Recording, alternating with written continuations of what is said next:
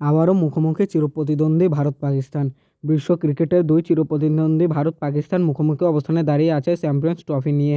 সম্ভবত শর্ত সাপেক্ষে পাকিস্তান হাইব্রিড মডেলের টুর্নামেন্টে আয়োজন করতে যাচ্ছে।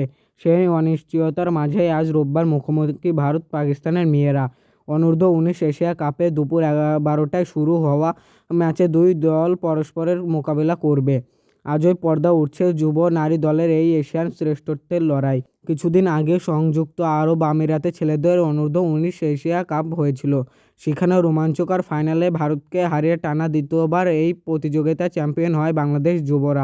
এবার যুব মেয়েদের টুর্নামেন্টটি হচ্ছে মালয়েশিয়ায়। কুয়ালালামপুরের বায়ওমাস ওভালে টুর্নামেন্টের উদ্বোধনী ম্যাচ খেলবে স্বাগতিক মালয়েশিয়া ও শ্রীলঙ্কা অনূর্ধ্ব-19 দল।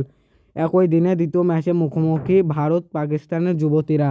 রাজনৈতিক কারণে দীর্ঘ সময় ধরে দুই দেশ দ্বিপাক্ষিক কোনো সিরিজ খেলা থেকে বিরত রয়েছে। ফলে আইসিসির এশিয়ান ক্রিকেট কাউন্সিল টুর্নামেন্টটি তাদেরকে একই গ্রুপে রেখে ভক্তদের সেই রোমাঞ্চ উপহার দেয় আয়োজকরা।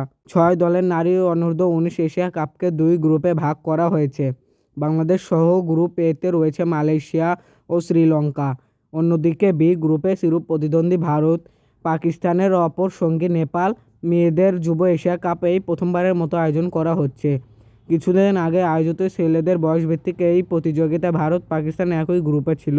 টুর্নামেন্টে বাংলাদেশ নিজেদের প্রথম ম্যাচে আগামীকাল সোমবার ভোর 7টায় লঙ্কান মেয়েদের মুখোমুখি হবে। গ্রুপ পর্বে তাদের শেষ ম্যাচ পরের দিন 17 ডিসেম্বর। পরবর্তী 18 ডিসেম্বর পঞ্চম স্থান নির্ধারণী এবং 19-20 ডিসেম্বর সুপার 4 এবং 22 ডিসেম্বর ফাইনাল দিয়ে বয়সভিত্তিক এই এশিয়া কাপের সমাপ্তি ঘটবে।